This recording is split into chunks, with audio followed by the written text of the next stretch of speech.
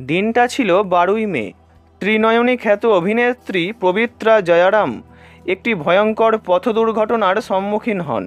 পরিবারের সঙ্গে গাড়ি করে বেঙ্গালুরু থেকে হায়দ্রাবাদ যাচ্ছিলেন। তখনই গাড়িটি মারাত্মক দুর্ঘটনার সম্মুখীন হয়। ঘটনাস্থলেই মৃত্যু হয় অভিনেত্রীর।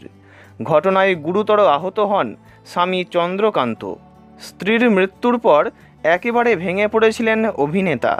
শুক্রবার তেলেঙ্গানার অলকাপুরে নিজের বাড়ি থেকে উদ্ধার হয় অভিনেতার ঝুলন্ত দেহ। প্রাথমিক তদন্তে উঠে আসছে আত্মহত্যা করেছেন ত্রিনয়নী খ্যাত অভিনেত্রী পবিত্রার স্বামী চন্দ্রকান্ত। মিডিয়া রিপোর্ট অনুযায়ী চন্দ্রকান্তের বাবার বয়ান রেকর্ড করেছে পুলিশ। সেখানেই তিনি জানিয়েছেন, বিগত বেশ কয়েকদিন ধরেই অবসাদে ভুগছিলেন চন্দ্রকান্ত। পবিত্রার প্রয়াণে গভীরভাবে শোকস্তব্ধ ছিলেন চন্দ্রকান্ত। এই মৃত্যুটা কিছুতেই মেনে নিতে পারছিলেন না তিনি। পবিত্রার মৃত্যুর পর সোশ্যাল মিডিয়ায় হৃদয় বিদারক একটি পোস্টও শেয়ার করেছিলেন তিনি। ত্রিনয়নী ধারাবাহিকে একই সঙ্গেই কাজ করেছিলেন দুজনে।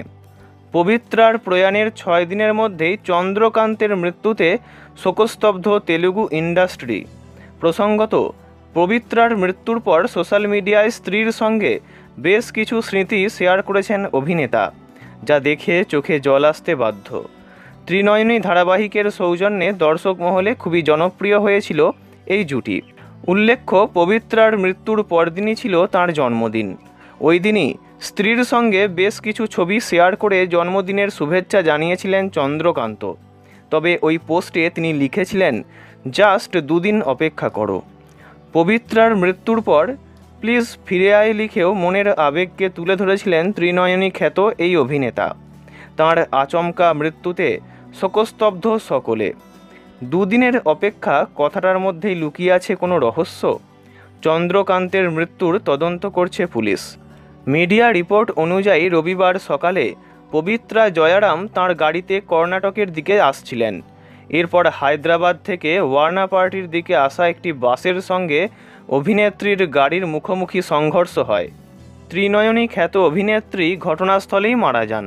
তাঁর খুড়তুতো বোন অভিনেতা স্বামী চন্দ্রকান্ত এবং ড্রাইভার শ্রীকান্ত ঘটনায় গুরুতর আহত হন।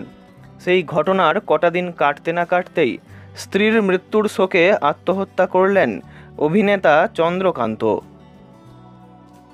ভিডিওটি এই পর্যন্তই। বিনোদন জগতের সব রকম খবরাখবর জানতে চ্যানেলটি অবশ্যই সাবস্ক্রাইব করবেন। ধন্যবাদ।